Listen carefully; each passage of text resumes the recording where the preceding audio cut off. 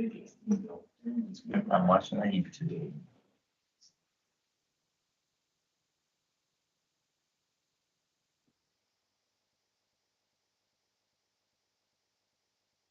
It was be the Shadow County one, wouldn't that be, it's pretty annexed in, so it's. Pretty good, but I want to do. All right. Good afternoon, everyone. Go ahead and call to order the Town Council Public Safety Work Session, March 21st, 2023. It's good to be at 205 South Street again. Say y'all welcome here. Before we go on to business, let's stand up if you can and join me in the pledge of allegiance. I Pledge allegiance to the flag of the United States of America and to the republic for which it stands, one nation, under God, indivisible, with liberty and justice for all. Thank you. Take a note that Mayor Pro Tem is on the way and also Councilman Gray. So we do have a forum to get started. I want to also thank Town Clerk Alan Coleman for setting this up today and also Nicole Garcia for making this happen. So we'll go ahead and move right into the agenda. We'll start with our Fire Chief Tim Herman. Will come up and the agenda. Good afternoon. Good afternoon. I've got to stand over there to present, but I need to change something on the computer. So first screen is walking you into the annual report, which you have a copy in front of you. But with everyone in the room, I just loaded it so everyone can see it. So let me switch real quick to that.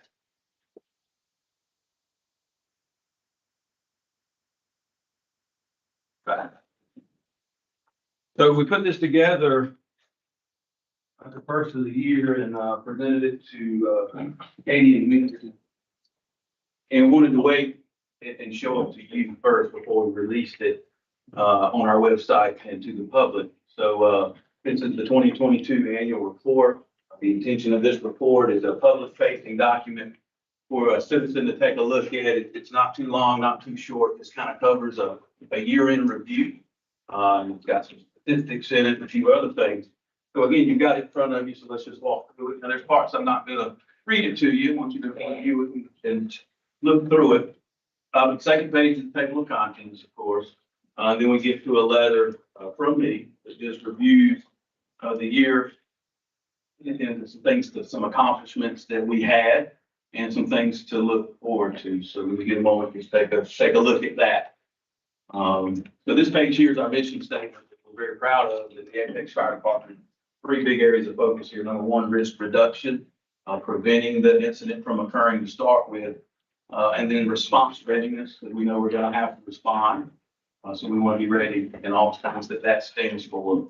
And then lastly, just a genuine commitment to excellence. And there's our core values. And then a quick reference to our goals and objectives that were newly adopted into the Town of Apex game plan. And our goals align with our mission statement and corresponds with some objectives under each of those.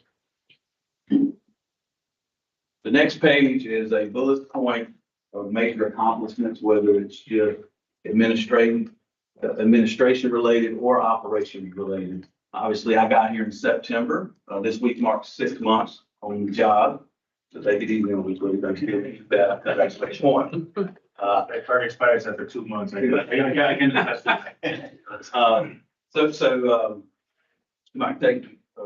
command staff helped put this together.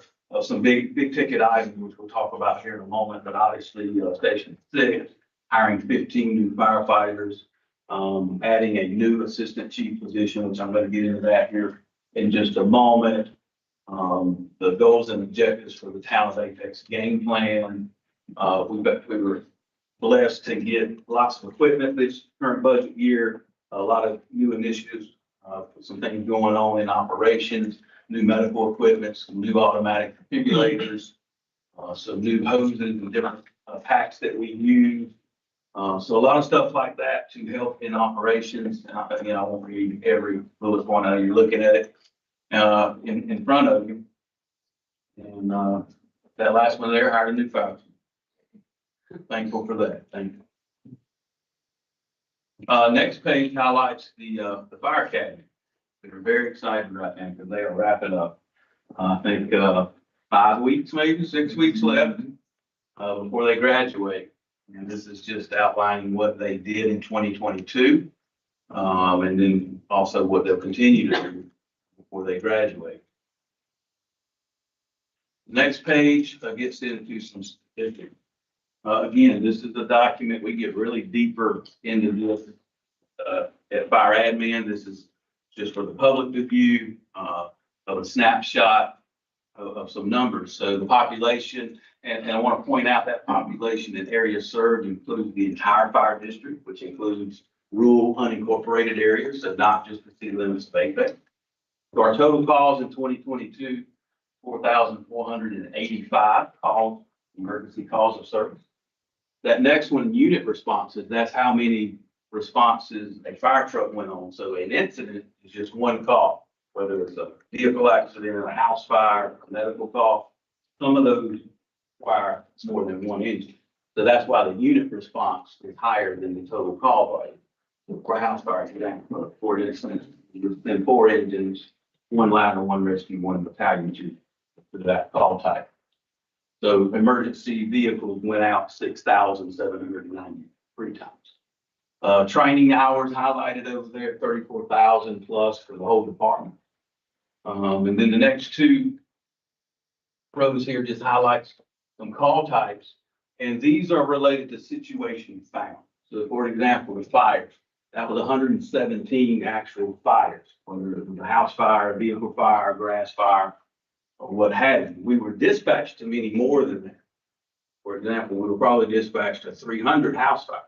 However, when we arrive, we may not find a fire. We may find just an odor of smoke, an investigation. So it was coded something different. So we coded 117 fires, 2,000 plus medical calls. You can see hazardous material calls, fire alarm activations, or vehicle accidents, service calls, technical rescue, and electrical. And if you add all those numbers up, it doesn't equal 4,485. So this is just highlighting the top areas. There's some other areas we would code calls in different places. Then we just show some call demand by the month, call demand by the day of the week. And again, those are just fun numbers to look at. We dig a little deeper and kind of look and see if we see trends, which helps direct us maybe where we need to do some fire prevention and education, maybe where we need to add an additional vehicle at certain times. For example, if we were seeing a heavy trend in the winter months, we want to dig into that, find out why, what types of calls, why are they elevated? We need to have a campaign for space heater safety. Is that what's causing? Day of the week, let's say that Friday number starts going up through the roof. Why is that? What's driving that? What types of calls? What time of day is that? Where's the location? So if that Friday started going up and it was in the evening and it was in Station 1's district, maybe there's something going on downtown Friday night to drive those calls up. And that would help us make decisions that we may want to move trucks around. Do we get a peak load through downtown? The numbers aren't suggesting that right now, but again, that's why we look at things like day of the week or by the month. We continue on with some additional stats. The one at the top is some response time stats.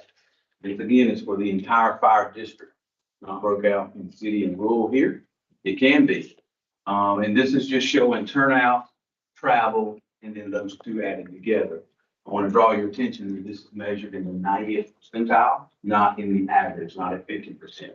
That is the national standard, and what we look at and what we follow is measuring everything at the 90th percent. Now, do you have goals for these, for the 90% metrics here? Yes, sir. So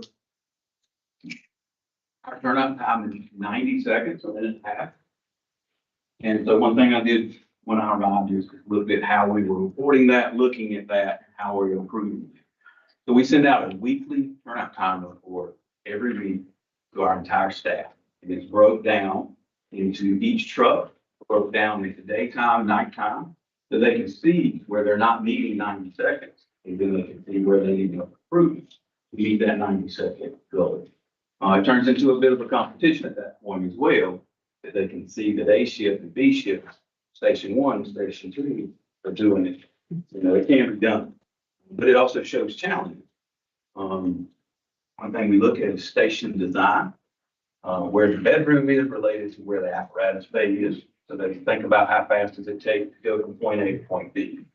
Station 1, for example, upstairs, if you've been up there and et cetera, you go all the way down the one side down the steps, go all the way back over.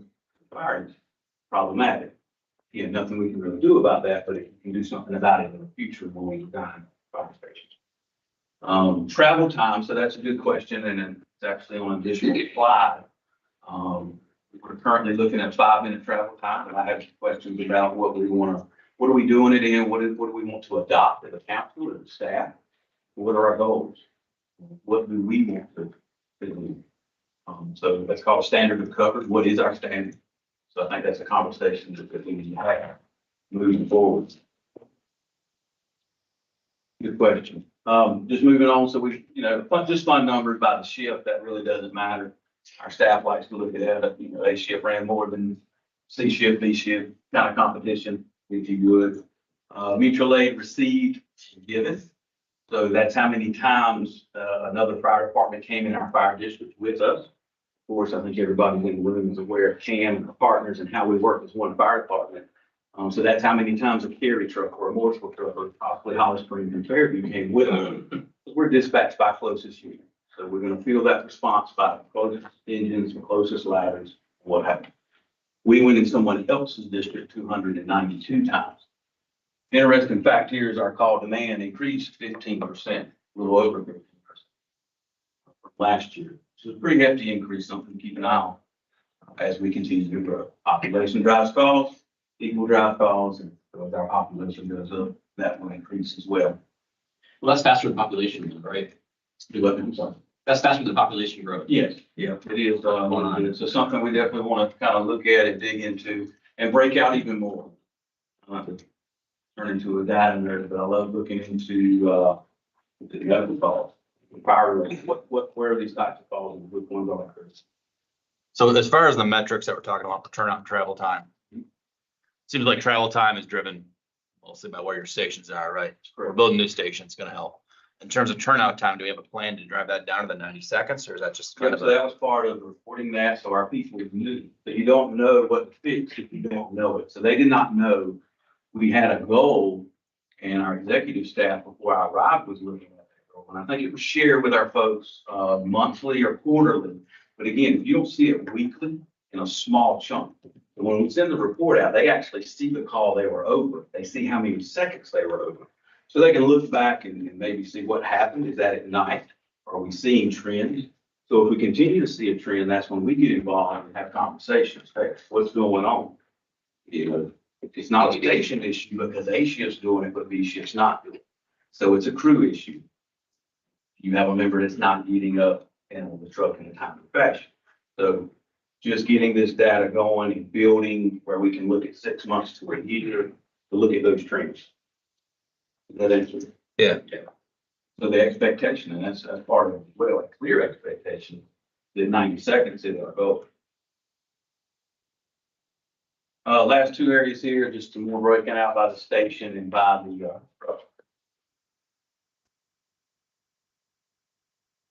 this is our risk reduction section. So we've got fire inspections broken out by new construction, annual fire inspections, re-inspections, even that total number.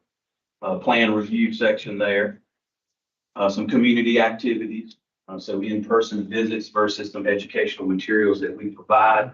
Fire Prevention Week, we pass out 4,700 pieces of coloring books / educational documents to all the schools, elementary schools, and then car seat inspections or installs, 131 of those.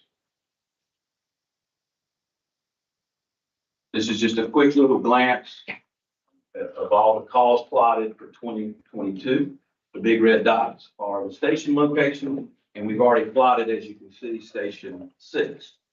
So, to get into this a little bit, not too deep, but you see all the calls around Station 6. Those are currently being answered by Station 5, Station 3. So those are extended response times. So we should, even though that response travel time Was 6 minutes and 30 some seconds. In the town, it's 6:11. So we should see that 6:11 go down with station because all those calls around 6 are gonna have a better travel time. And then at that point, evaluate where our gaps at that point. Heat map just shows exactly where the density of call volume is. Below it there. And then the last page is just some pictures of some capital projects. All this is ordered or happening right now. This engine should be arriving in town. This is for the new station in the next couple of months. This ladder truck is on order. It's going to be here in November. And then Station 6, we can talk about that in just a moment, but it's open this spring. So that concludes the annual report section. Be glad to take any additional questions on that before I move to the slide. Go back one more slide. So you got 3 big heat spots here, right? Is that like Harris Tier and at the high school? And then US 1, and are these recs? Is that what? So, I don't have that information to break down yet of this right here. So we're working with our data analyst, Paul. He just started right before I started, so he's learning. He doesn't have a fire service background, so we're working together to look at all this, and I can rely on my staff behind you again, because they know this district a lot better of some of those areas. I know the 64 Costco area to the right there is one heat map, and it could be Yeah. driven by some assisted living facilities as well. Okay. Go ahead and chime Yeah, it's in. definitely Spring Arbor. It's 911 South U Street. It's the new facility on the other side of 64. There's your 3 heat maps, your big spots. There's your assisted living, assisted care facilities. They run there a lot. So it's gonna be EMS box. Might be some very something 55 in the US area too. Yeah. We run a lot of recs out in that area as well. It's enough for everything. Which area did you say? 55 US 1. 55 US 1. Certainly got 64 and the lake claims. Any additional questions? Walk over real quick and switch back to the PowerPoint.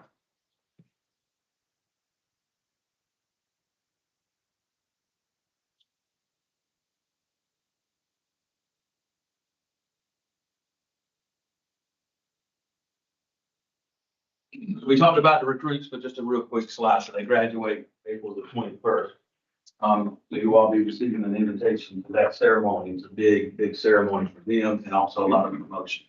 18 plus promotions due to the additional battalion chief we've added and the station opening up. So again, they're real excited about that and we'll receive more information. And I will also be sworn in at that ceremony. So when I got here, they would work with me to say, hey, let's plan something. And I said, let's wait. I'd love to do it with them. So that's the plan. So the next one here was on the report, but just want to make everybody aware of the latest. We have experienced some delays with this station opening up and not major, and Marty can chime in, it's talking maybe 30 days. Is that fair?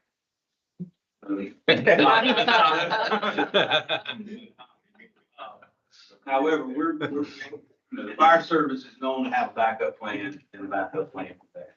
Plan B and Plan C. So we're going to go ahead and staff the truck, make promotions, put these recruits on fire trucks, and Engine 36 will operate out of Station 5. And that'll start April the 24th. They will travel over to this area during the day. We've already talked to the contractor. At that point, I think they can park there. You just can't occupy. They can be doing things in that district. This is short term, but we're going to go ahead and move forward with staffing that engine. And when it opens, we'll be ready to go in that facility, PD.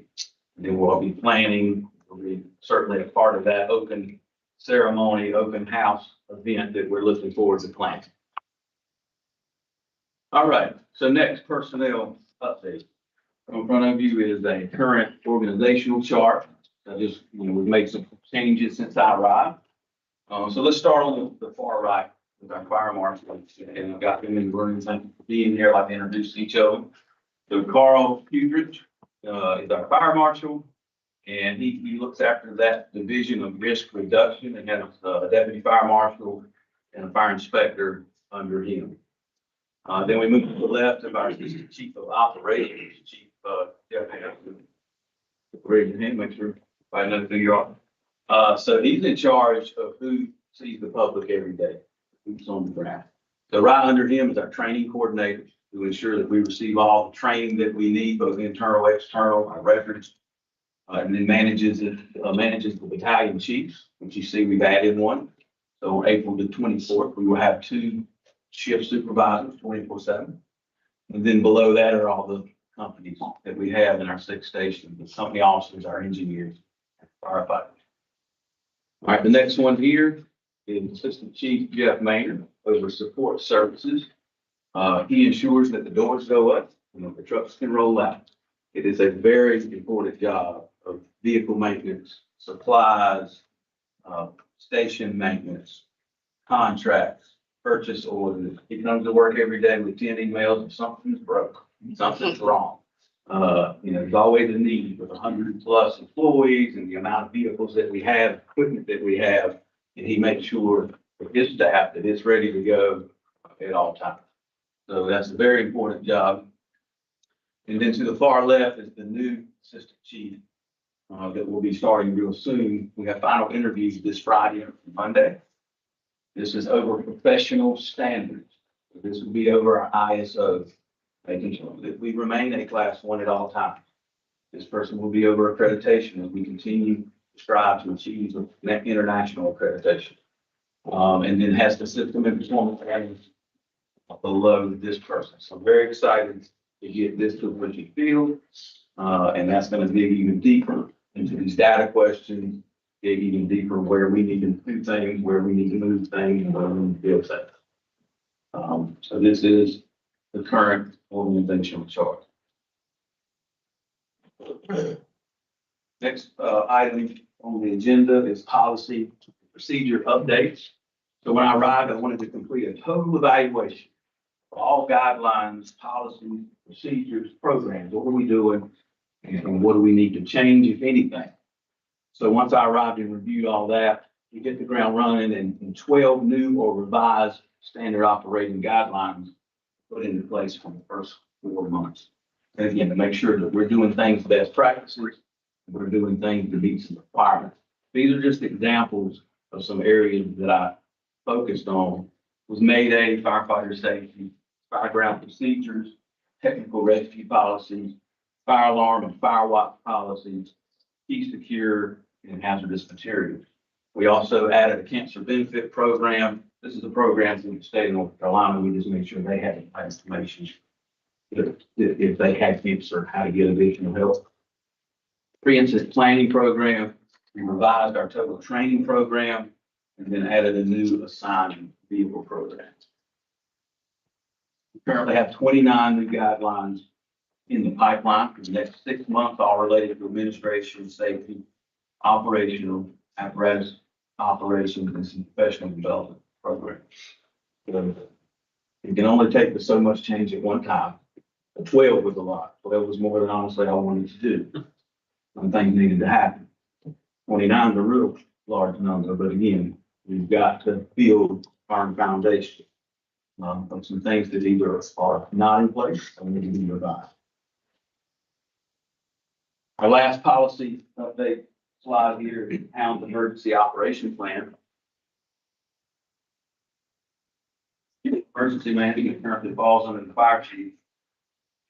I arrived the first week, the lead chief was nice enough to reach out and invite me to lunch. And, we've had a great relationship ever since. He reached out actually before it started. But at the lunch, we got in a conversation and this came up about a town emergency operations plan. We got to talking about it. So a little history, in 2019, a company was hired to do a total revision of this plan. And it was done and there was plans to move forward with some additional stuff, continuation of operations plan, a suit plan. COVID happened. The plan kind of got put on the shelf. The plan never happened. So I come in and find the plan. It's a great plan, but it needs to be updated. Old names are in place. A few things have changed since 19. So we came together with several meetings and key players. This has been totally revised again to update all the names, all the key players, and additional language to fit the needs of the town. So it is ready to be adopted or proclamated. It's actually a proclamation built into this. So that will be coming before you really soon. I believe Laura's got it. Because it's reviewed it or is in the process of putting final touches on it. But this is the wonderful framework to ensure that the town of Apex is ready for any emergency. It will come in this room, and we actually did it and opened it my second week here for a hurricane in this very room. Went very well, but this is a wonderful document to have in place to ensure that goes through. Emerging topics, I believe, in my presentation, the last slide here. So this kind of goes into some questions, Councilman, I'd be happy to add on some growth and station locations, but an emerging topic here is preparing for the growth of Apex. And I put Station 7 out there, but it's more than just a station. But we want to identify and confirm our department's standard of coverage. Is that 5 minutes? Is it 5.5? Is it 4 minutes? And have that conversation. But we need to use our response time data to determine our current baselines. Where are we at today? So you saw that number district-wide. That town number is lower, 6 minutes, 11 seconds. Once 6 opens, I want to see what that number is. And then identify where our problem areas are. I'm already working with that data analyst. We're looking at those maps with the dots on it, just at calls that are over 5 minutes travel time. So not so many dots, hey, where are these pockets? Where are we seeing these issues? Is it the same place? But it's kind of hard to evaluate that knowing that 6 is going to take care of a lot of those outliers. Townwide facility study, so that's something that is in the works right now that will benefit the fire department to look at our current needs and our current facilities and moving forward. Session planning. So one thing I didn't mention, don't all of you look at one time at the gentleman over here because they all can retire. And one of them can go today. All right, I won't tell you which one, but I've got 5 or 6 officers that are eligible to retire in 2 years. And that's good for them. They've done a wonderful job and they've been wonderful support and continue to be support to me and moving forward. But the facts are there, so we got to prepare for this. We can't ignore it. And I want to be well prepared for it. So this bullet point here is very important, and that's why I want to make sure that these policy procedures and programs and standard operating guidelines are there, that firm foundation, and then provide guidance and professional development. Current staff, I'm very excited. We just announced promotions this week. 3 new battalion chiefs. I'm very excited to fill those chief officer roles, but I'm looking at them and going, hey, you better pay attention. You better get ready. That's what you want to do. I want to help you. You got to help yourself. And let's work towards maybe filling one of those positions. So that's something I want to focus on. We're going to fill them one way or the other, but I want to pour into our folks and see what we can do. Fill those positions internally. And the last thing, supply chain issues. So I know everyone in the room knows this continues to be a problem. And we certainly see supply chain issues in little uniform. That's not big deal. We can get over that. But one big thing is the fire apparatus. Just got an update. I was sitting in the Wade County budget meeting last week. And loaded fire truck manufacturers are at 2.5 to 3 years out from the time of the order. So FY24, we have 1 fire engine in the budget. That fire engine kind of needs to be here yesterday. If I'm honest with you, we're 2.5, 3 years out once we order it. So I put that up there just to look, and I looked today, matter of fact, and forecasted out where are our next trucks. But it's typically, you could order a fire truck and it's here in service before the next budget year. We may need to change the way we look at this and how we order. How many trucks are coming in the next 5 years? We need to order them a little earlier because it's going to be 3 years before they get. So some challenges there. There's something that's on the radar, something to evaluate. Are you familiar with any towns in the US going towards more of a standardized engine? As my understanding is in Europe, it's more common where they have smaller, but kind of more standardized type. When you say standardized, or not as custom, you know, manufacturers just producing them. Yeah. Not exactly. I mean, most fire departments People are buying what's called custom pumpers, and they're Orlando, and they're designed. That's pretty common in the United States. Now they do have demo trucks out, they produce and they're ready at all times, not a bunch of them, they're not a car lot full of them. But dealerships will have, and we've got 5 or 6 demos that will be showing around town or around the country, if you need one right away, that is a possibility. But it may or may not meet the needs based on size, how much water it carries, what our needs would be versus what that demo would look like. Keep my question. On the supply chain issues, have you seen any like delays on Xbox or Fire or anything like that? I had no, serious question. Serious question. On the mental health awareness, for firefighters, can you share with me what you guys are doing? Yeah, to address that? absolutely. So, the police department's gonna have a whole section on this. We've got a cabinet room to talk about our chaplain program that we put in place, not just for PD, but for fire as well. PD was already working. I jumped on board and said, hey, can I be a part of this? We're gonna do a public safety. And that's all I'm gonna say about it, because he's gonna talk a lot about it.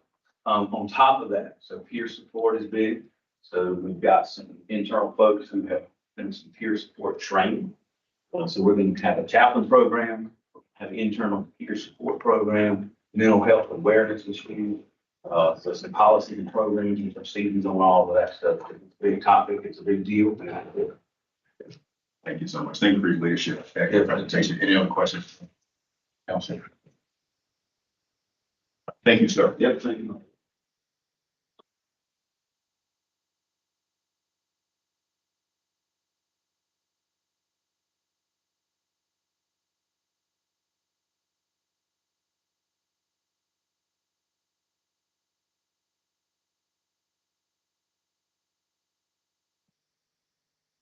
Hi, good afternoon, everybody. You know, my style, so they told me when we were here last time that my big head was like a camera. I got my marching orders standing this side this time. So here is, sir. Happens to the best. Exactly. So just a little breakdown of the agenda, similar to what Chief Herman had. I'm gonna go through personnel, policy, procedures, then emergent issues.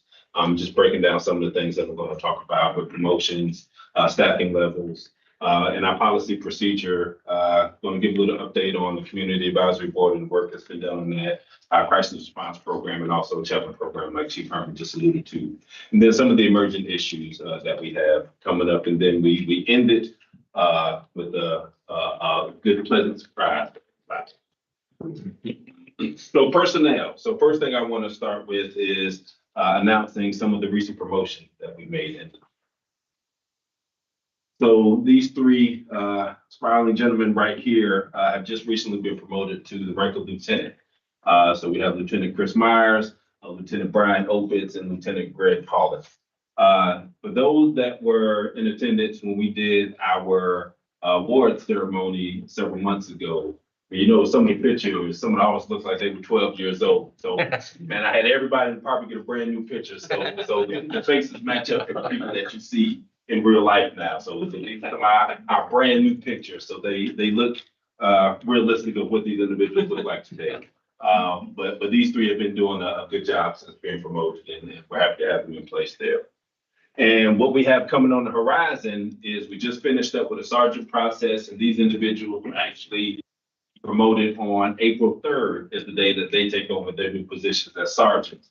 So we have Sergeant Matt Hunter, Sergeant Ashley Boyd, Sergeant David Swope, and Sergeant James Sykes will be assuming their sergeant positions in April as newly promoted sergeants.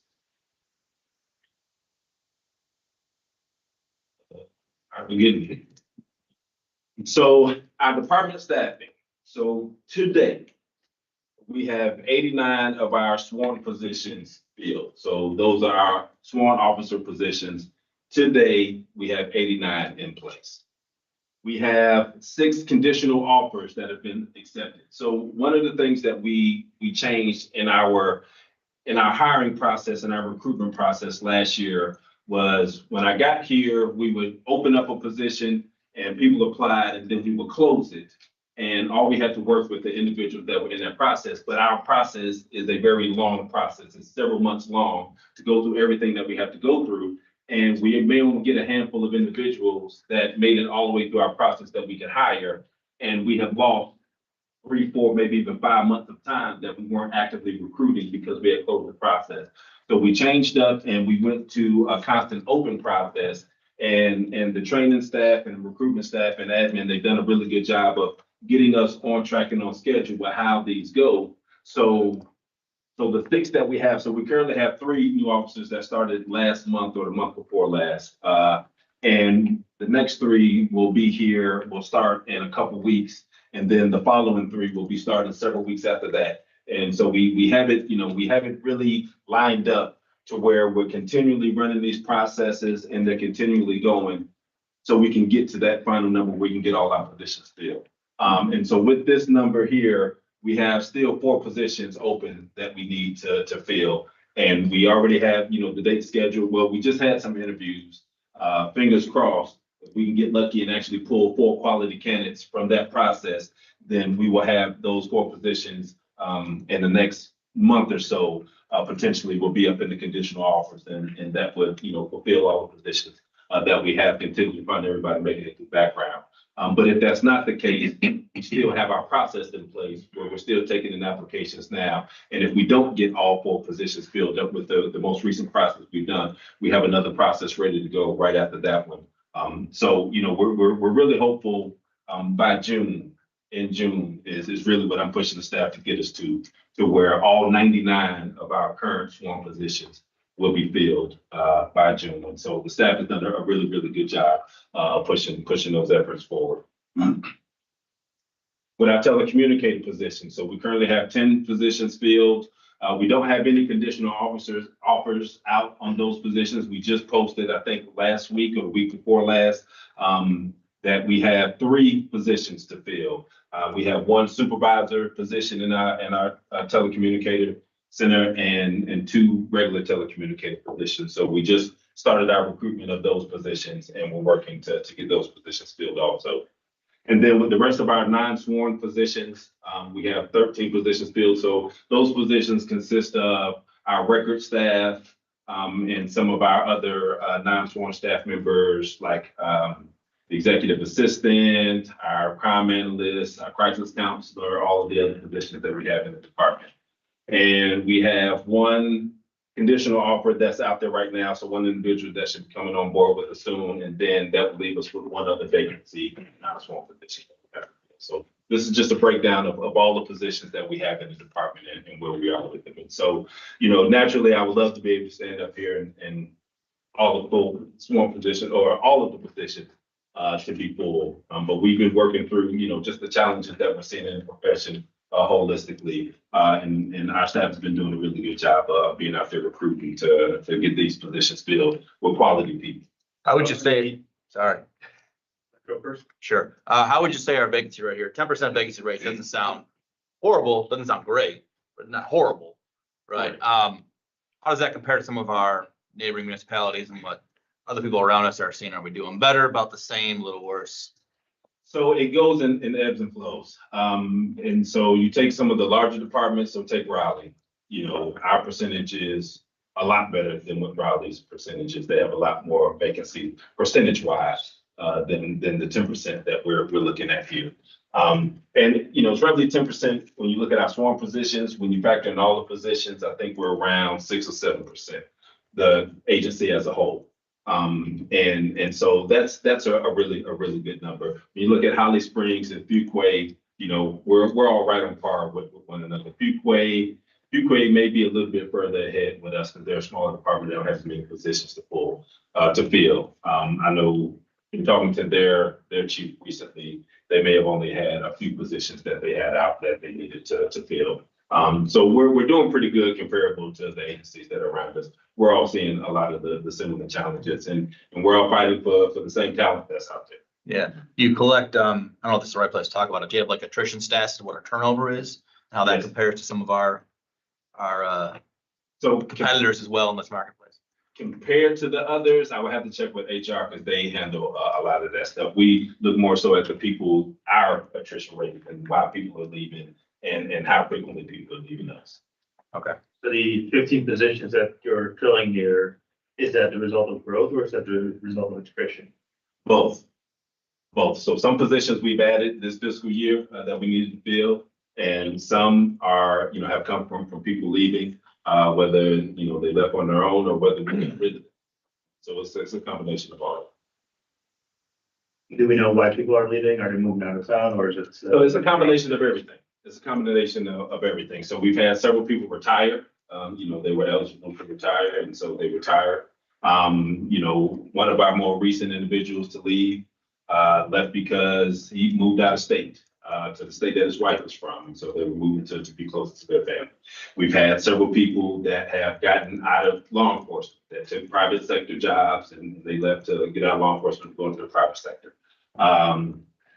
One thing that I look at and really trying to assess, how we're doing, and that is I really focus on, are we losing officers to surrounding agencies? And that has not been a big part of what we've seen. Just last year alone, and looking at those numbers, I believe we had one officer leave to go to another local agency, and that was a university.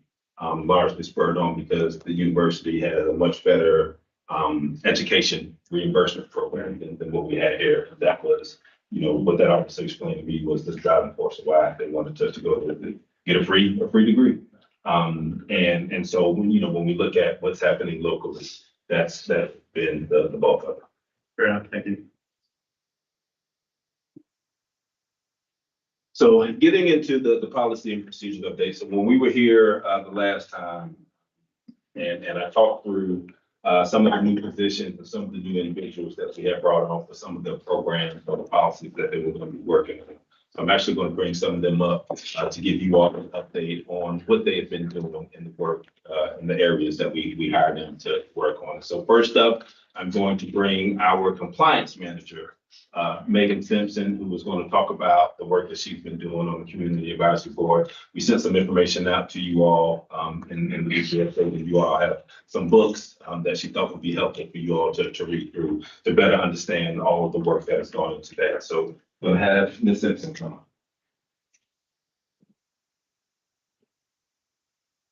I'll stand over here too, and the view that there's no danger that my head will get into anything. You all do have, I think you received the formational documents, or at least the drafts of those that were prepared. I just want to kind of walk you through how we got to those and answer any questions you might have. I started this process by looking at the background documents that were specifically the action plan that was provided after the cultural assessment, which is really what spurred this process for the creation of the Community Advisory Board.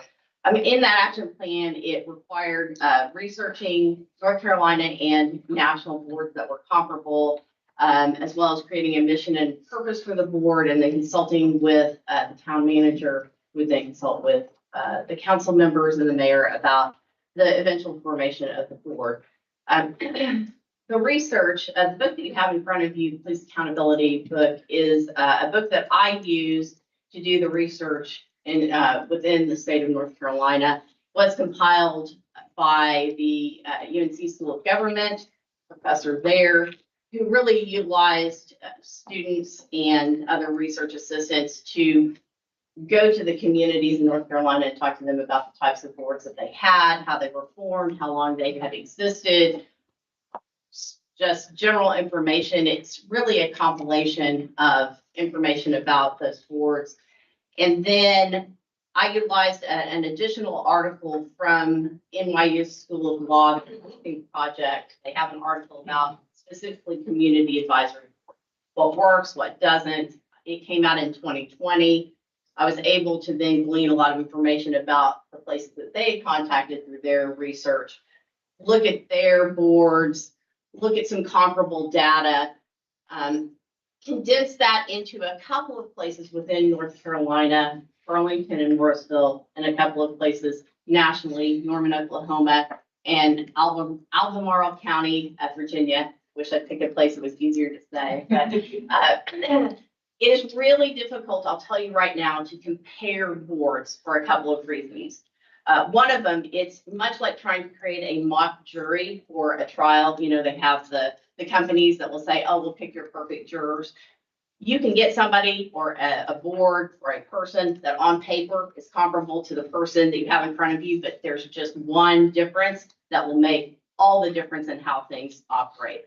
The other thing is there is no standardized set of rules for how boards, community advisory boards work. That's across the board. So you can make it anything the community wants, which is great for the community, but it does make it difficult to make a comparison in terms of what you'd like. So you can make it anything that you would like. So those comparisons, I will say, are not perfect comparisons, but they're as close as they could be in coming up with the eventual documents. So developing the mission and function of the board and creating the foundational documents. If you look at the documents that you're provided, those are drafts. They're just suggestions. They're compilations of other documents and ideas that have come together in a constitution, a proposed constitution and bylaws to create the foundation for a community advisory board for the town of Apex. It includes a mission and purpose statement. One of the things that's very important that's emphasized in all the research is if a community advisory board does not start with a mission and a purpose, it's doomed to fail. You can't leave that to the board to decide after they're formed. It really has to know, the members have to know what they're signing up for as they're going in. So that's incorporated within the proposed constitution and bylaws. The foundational documents are those documents that you have received, as well as the proposed application for membership. And we're consulting right now, and I'm happy to answer any questions that I can about this process or about the documents if you've had time to review them or anything else you'd like to know about that process. Well, do you have a timeline for the next steps and when you want to? Well, I mean, that's really, now that you have the documents, it's a council project to look at and make some determinations about what you'd like to see in that board. And again, happy to talk about that, discuss it, whatever input you'd like from the research that I've done, I'm happy to provide that. That would just be up to the council how quickly you'd like to move forward in making that. And I would say some of these councils are not, you can do that by a resolution. They can be created in many different ways. You probably want to get legal on board with how you'd like to do that. Some of these are not necessarily created that way, but that's really it. Okay, so the Councilman next, Mahaffey, it really is going to depend on the feedback that we get from what's been thank you. provided. So the next step is we give the feedback Yes. and then we adopt it, some form of this or some revision of this. Yes, You're sir. on. All right.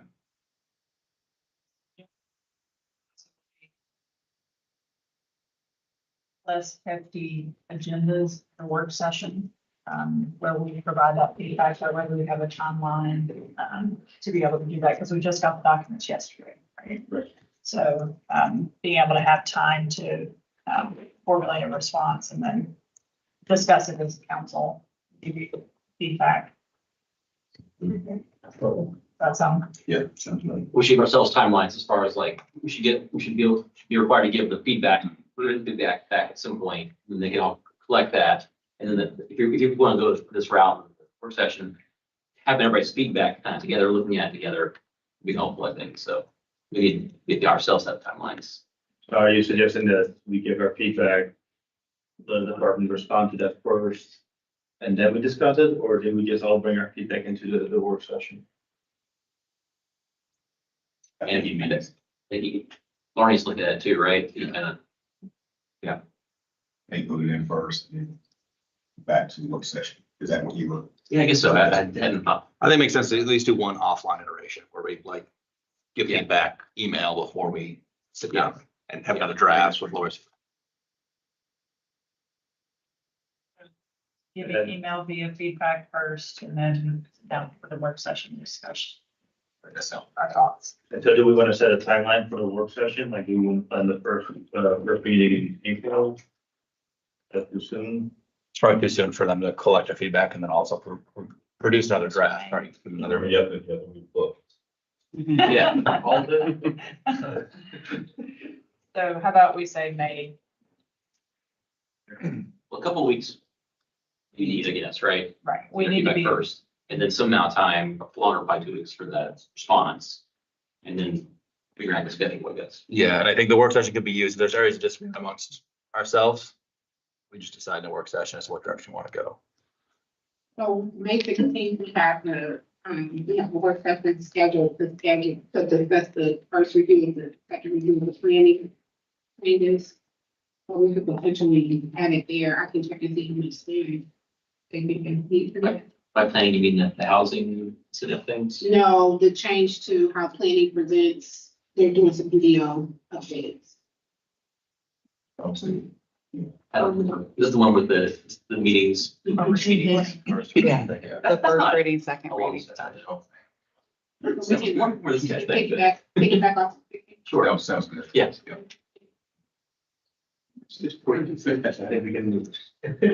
All right, so we need to set a timeline for us to get feedback. So when do we wanna? Do we wanna stay by the end of April? I would say end of next week. Like, the documents aren't that long. It's not like it's a 100-page thing. Like, I scrolled through it, it's a handful of pages, I think. And next week, and then staff would have all of April to sort of work with legal to provide the feedback, and get ready for another draft. At some time. Another week. Some people work. I do. I work very hard at my job. I was speaking for Councilman Gray. I mean, yes, maybe, Okay. I'm good with that. I mean, just looking out for. At least mid-April is what I'm thinking. How long does staff want once you get your feedback from the 6 elected officials and? How much feedback we get. Yeah, it depends on how much work we're gonna have to do. Okay. Can we say? Of course, as much time as one kid is. All right. Well, let's, It's 7 pages. I mean, it's not. Yes, but. Yeah, the document. but there is a 20-page book we have to read beforehand. I mean, have to, because it's. Friday, April 14th. At the latest. And then staff had the month before the work session to produce another. That's the best. We did it.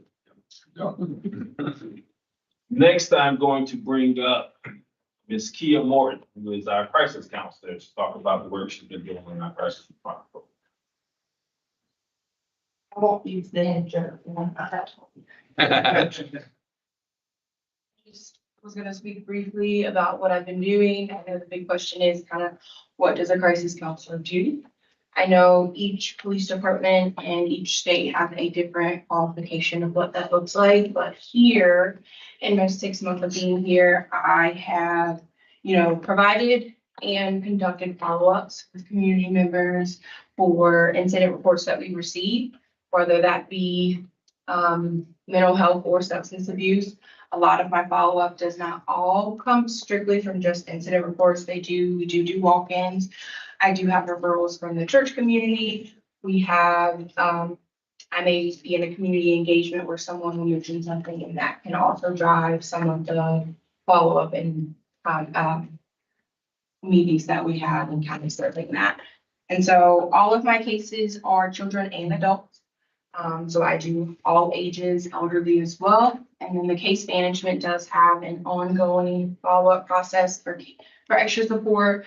We know when a crisis comes, it's not a one-day thing. So I try to make sure that I can be as available as possible to reach that need. If someone calls me a month later, hey, this came up, is there a resource for this? And so, we've been happy to kind of help connect them to those resources. So that way, the goal is to make them as stable and have that foundation and stability as possible.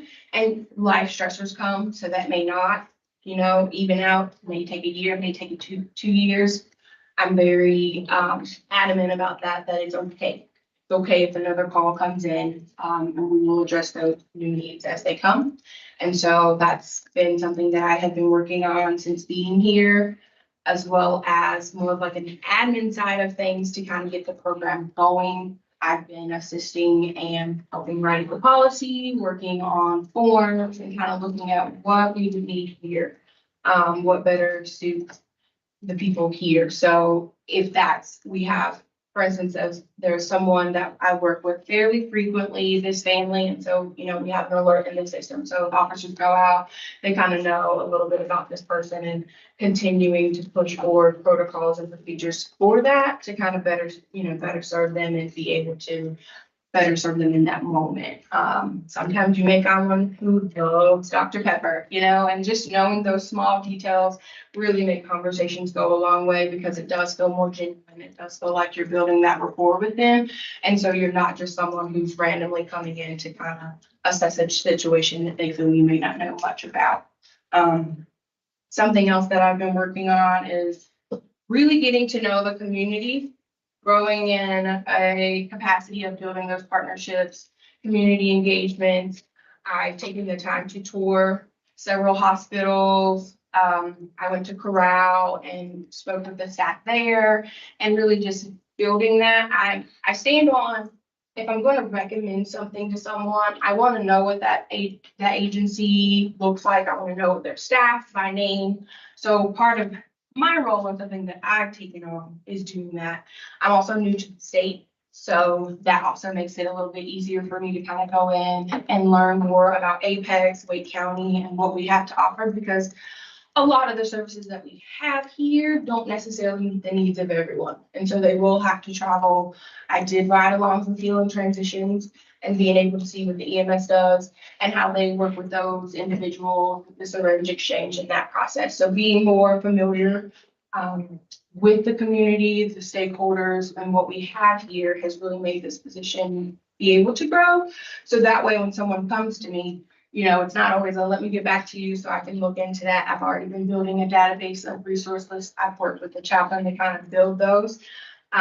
My next phase of the community partnerships will be reaching out to the local churches and building that partnership with them as well, to look at number standpoints of what kind of impact we're having and how many calls we're having.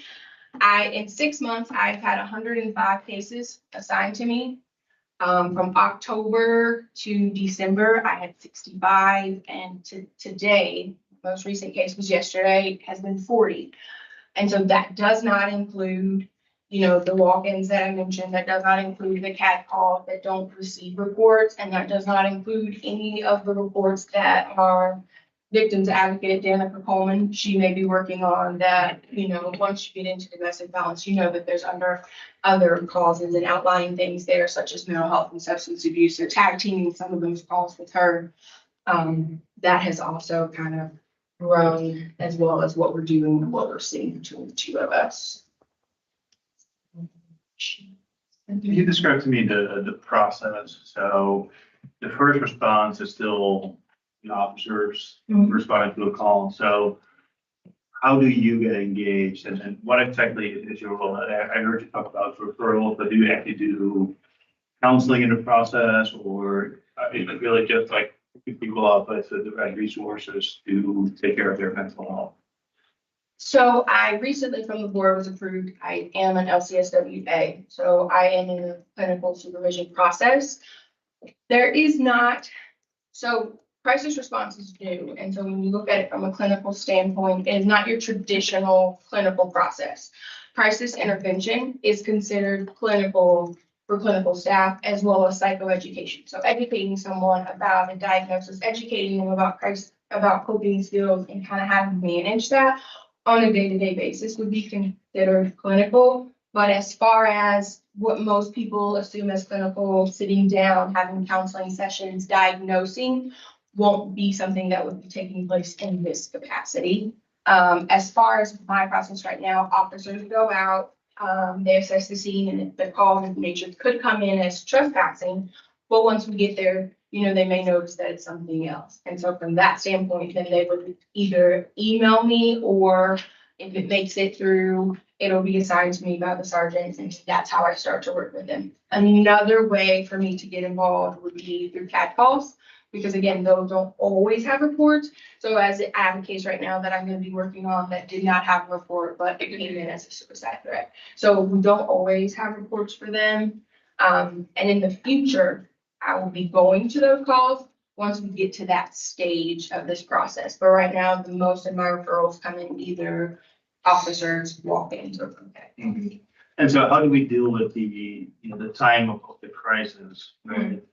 And the time of your engagement, because, if there's an email exchange happening, it's clearly not in the moment, when somebody is in distress. Right. And then who's managing that kind of that space in between? Is it still like on the officer to manage that and get the situation under control, or? So, Councilman Zuckman, a large part of that is yes. So all of our officers, we send to crisis intervention training because we know the officers are going to be the initial response to a lot of that. Now, one thing that Keith mentioned is, we're still working on finalizing our policies on what this program is going to be.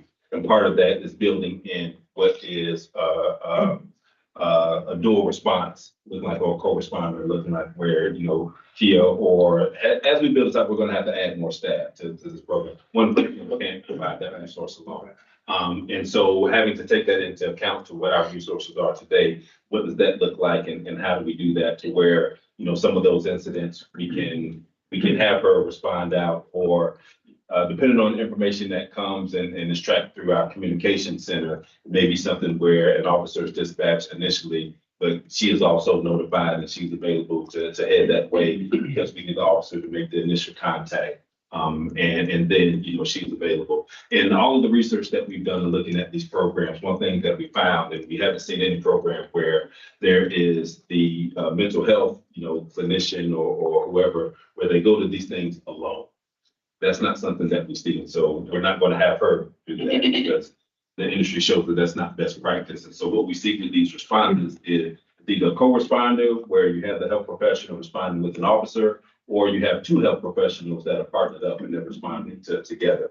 And so since we only have one right now, then what we're building that up into is what it looks like for her availability to go out, whether she's riding in the car with officers for a few hours in her day, depending on what her workload or case management looks like.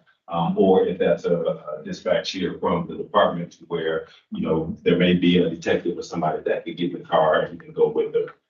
Or is it her meeting the officer up there? We're still finalizing all of that stuff in our policy. And so you kind of touched on the scale problem, right? And so how do we plan to scale it?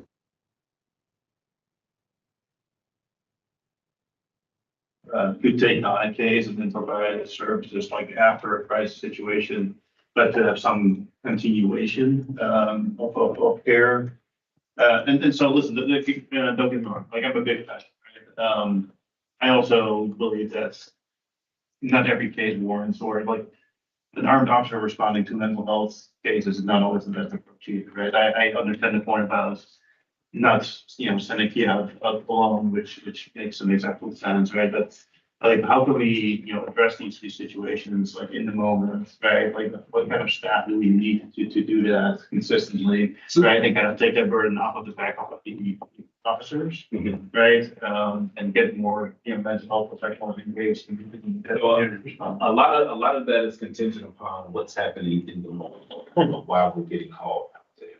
And unfortunately, a lot of times it is some kind of, somebody is deemed to be out of control, or the person that's calling us is scared of what this individual may do.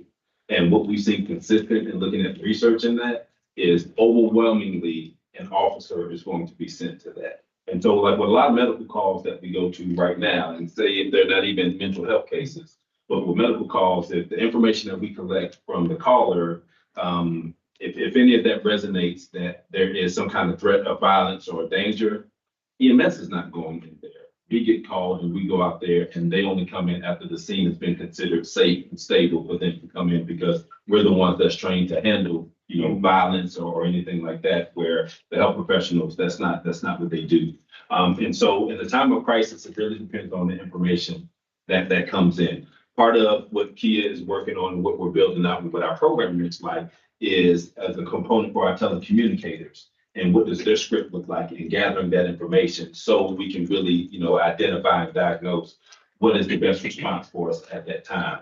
You know, some of the calls that come in, you know, could be such at a lower level that really the only thing that's needed in that moment is a CIT training officer to go handle that. And it doesn't rise to the level of needing, you know, the expertise that Kia brings to it, where, you know, if we can vet that information when it comes in through our dispatch center, that helps us give a better response because our resources in this area are limited. And so it all is going to be contingent upon the information that comes in and what is the danger or the threat level, if you will, of the situation, you know, from the information that's communicated over the phone. Now, what we find a lot of times is when we get to a situation, you know, it may be completely different. Once we get on scene, we have time to assess it. But in that case, we have to work off of the information that comes before us on the phone to identify what are the best resources that's needed out there. And as much as we can, naturally, you know, we want to reduce the amount of officers that's having to be used in the space. But we won't reduce that, you know, to the point where we're putting somebody unnecessarily in harm's way, contingent upon the information that. Yeah, so, you know, my definition of crisis would be, you know, the victim of a robbery or the, you know, house fire, right? You kind of need some distress and, yeah, so who's handling those kind of cases? So if they're going robbery, that's always going to be us. Right. Yeah, we always going out to a robbery and we're going to be the response out there because we have to investigate the robbery. Now, part of that in us answering the robbery call is if we identify, okay, this victim right here has gone through a very traumatic event and experience, and we need to tie in the resources that, whether it's our victim advocate, Danica, or some of the services that Kia provides, is where that connection comes from. But you know, in terms of the issue of the house fire, you know, fire is going to be responding to that, and that's where, and we haven't gotten to, you know, our chaplain program and what's that's going to, but you know, that may be something in Chaplain O'Brien and Kia, you know, they have worked together on some cases and some scenes because of what all was going on and what was impacted in families of kids and things like that. But a lot of it is still being built out, and that's why it takes, you know, some time to really build this thing out to what our response is going to look like, trying to cover all of those bases and make sure that we have everything accounted for. Touch on that point. One of the community partners that I worked with was Kids Peace, the Hope Center. And so they came in and they talked to Patrol and they talked about their mobile crisis for children. So they will be another asset to that in the moment crisis, being when I'm not always available, since I am just one person, but their call time is from 10 a.m. to 10 p.m. So that was a resource that I went out, you know, and had a conversation with them, and they're still growing. Eventually they will have a 24-hour behavioral health care unit. So kind of like urgent care, but if it's mental health, you're able to go there and see the staff for that. And then they also will have a 16-bed facility at some point. And so they did come in and talk to us, explain to the officers that that is something that we can utilize as well to kind of have that in the moment crisis management outside of just what we have here to bring in those other resources. So that's supposed to be a resource. Right, and so I do have some background in disaster resiliency from Tulane University, and so if it was a natural disaster, so to speak, you know, where the red call typically comes in for, then we could work with them, even if that goes into the collective trauma, you know, school shootings, they come in, things like that, then we would go towards them if it's one of those in that kind of capacity. Yeah. So my wife did some work for the Red Cross, and, you know, was dispatched for house fires and the kind of stuff like that. And so I can, you know, there's opportunities to scale this through some of these organizations and some volunteer stuff. So it's not just. So, and that's the, you know, a perfect way to really look at what this program is. And the way that I explain to people is, you know, we're not turning into a service provider. Okay? We're not a service provider in this space. We are a resource for people. We are a bridge. And a big part of her responsibility and the individual that we add to this component as we build this program out is to develop all of those partnerships and all of those relationships. So when we go out and we have the initial interaction with people, we have the pool of resources that we can tie these people to, so they can get to the service providers, and we can be there to help them along in that process and be that guide and that resource for them.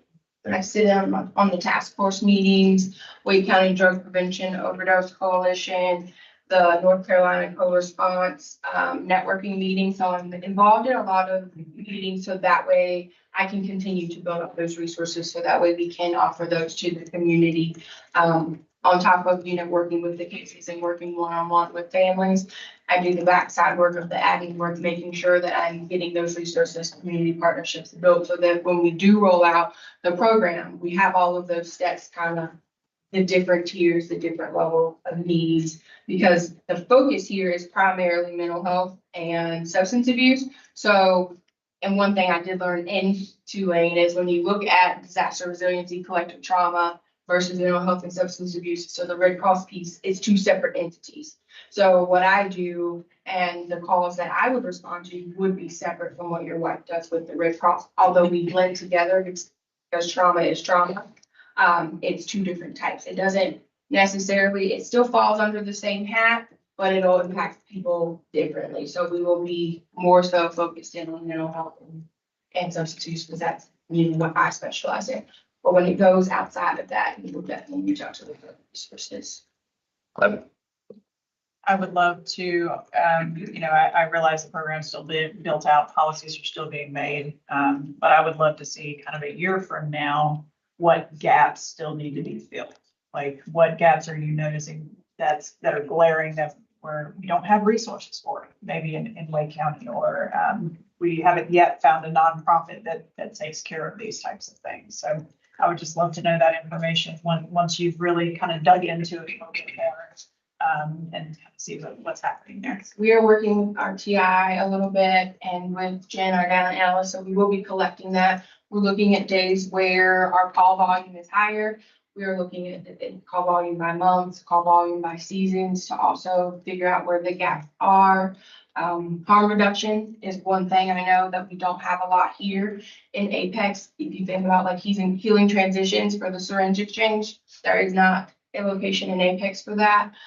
So you're looking at one agency who's driving across the whole county to help those individuals, and that's a lot on them. So when looking at different standpoints of where we're missing gaps, children and harm reduction are two big ones here for us so far. Thankfully, with UQuay having that service come, that will help take some of the load. But we have a big field at Fire. We will definitely have more of that data in, within the next coming years to really see what the need is. But harm reduction is definitely a big need. And my comments are roughly on the same lines. I'm interested in hearing from you what you're seeing in the communities for what the needs are that are met or unmet. And in addition, I think it's fantastic what you're doing. We're connecting people to services. That's what we're about, is to get people the help they need, get them into the systems that can help them. I also just want to point out, it can work the other way too. Like, as you're working with these organizations, the town has a nonprofit giving program where we're looking for ways. Every year we have a budget to make donations, and I think it's appropriate use of those dollars to give money to support organizations that are supporting our citizens. And if there's a need, like you said, was it a needle exchange or something like that? Like, if there's an organization that's struggling to provide services to our town, I think it's appropriate for us to consider helping them in some way. So Increase somebody too, right. So that feedback from you would be really valuable. You also, maybe that's more Chaplain question, like internal, right? So how about, obviously, or the firefighters that respond to crisis events and, are kind of burdened with what they experience. Is that part of your service? It is. I do touch on officer wellness. I just actually went to a training a few months ago with the FBI, and that was very eye-opening to kind of learn more about what officers go through and what that experience looks like. I'm in the process of scheduling a first responder wellness meeting with fire and PD. There's an outside agency who's interested in the capacity of serving first responders. It's not necessarily their agency's passion, but it is a therapist. It's her passion. And so we are going to sit down and kind of meet and look at different ways to bring in those wellness opportunities to our first responders, whether that's here, what that availability would look like, even as far as, some of there's like the ACEs exams that you can take to look at childhood trauma and things like that. And even looking at what our staff has gone through, because that also is affecting them when they do go to those scenes, because it may be a scene that they remember from their childhood. And so how can we address that? So I'm working with As we saw earlier, Lieutenant Opitz, he's on our NC lead. He's our That's the peer support. peer support for that. And so I work with him and talk with him about the needs. He and I both went to that training together. We've looped the chaplain into some of those conversations and just kind of how can we make sure that everyone's getting what they need and also respecting their privacy so that they can go and get those services. We don't always need to know that they're getting them. We just need to know that they're okay and they're doing what they can to, have those services available. So we're working as a team to collectively try to put that together. Is there a crisis counselor with Lake County or a group of them? And if so, how do you navigate what they should be doing for our citizens versus what you're doing? There are, so in my research time of this so far, I've looked at the Durham Hearts team, Raleigh Acorns team. I've talked with Greensboro, Charlotte, and Fayetteville. And I've also connected with police departments outside of North Carolina, Arizona, Pennsylvania, Texas, and just some other Virginia, and kind of sat down and talked to them with what's working, what's not working. One thing across the board, we discussed the clinicians always go out with an officer, but it based off of the needs of the area and what that is. Some teams have EMS, some teams have peer support, some teams are completely sworn, some teams are all unsworn. So really you take in the information of what they're doing and what works and bring it back to the drawing board of what the needs are here and what we're seeing in our calls. So a lot of the work is the same. You don't reinvent the wheel, but we will cater it more so to what we need here. And right now, a lot of our calls, we have a lot of the suicide and overdose call. That's a big part of what we are going to be looking at. So that's harm reduction. And then that's kind of really getting into, we have a big thing with youth. So touching into the schools, figuring out how, in my role and as this team build, we can better serve this community because each community in Wake County has different needs. Like Acorns focuses on homelessness, although their team is about to grow, so they're going to be doing more. Their sole focus in the beginning is homelessness. So within a year or two, we would definitely be able to see more of where our focus would grow. So it's kind of broad with mental health and substance abuse right now. And I think within a year or two, we will be able to kind of narrow in that focus, maybe on something more specific. But as far as what they're doing and what we're doing, it'll in some ways look the same, but each team is built different. Some of them, they have to be licensed. Some of them, they don't have to be licensed, but you need someone, maybe one person licensed. So every team has kind of structured based off of the needs of that town or city. And Acorn is the Raleigh equivalent to what you're doing?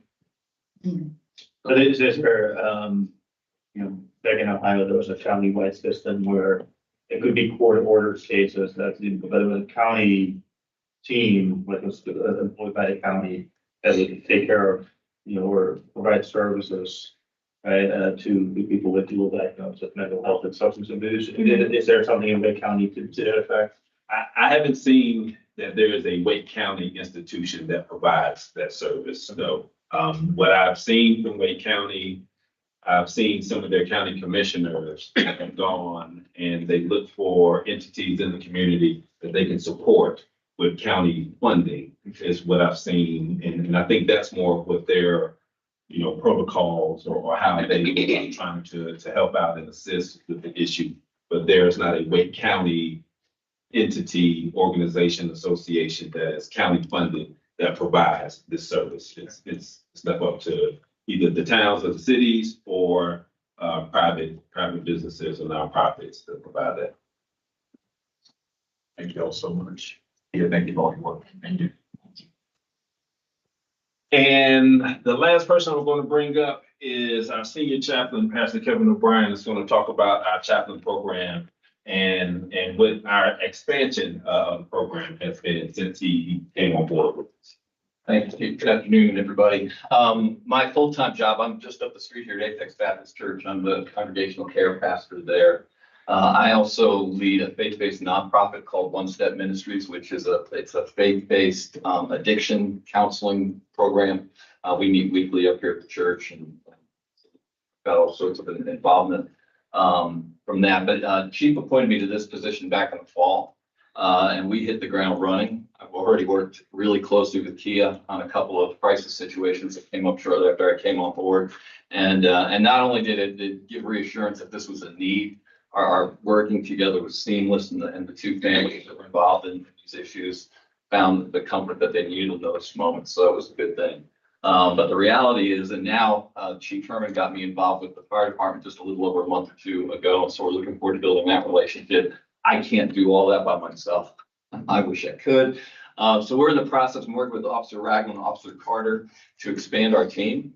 As our community has grown and gotten diverse, what we're trying to do is build a chaplaincy program that reflects that. If there is a Jewish family in crisis and they want some kind of guidance, they probably don't want a Southern Baptist preacher. They prefer to have a rabbi come talk to them. So we're working on putting that together.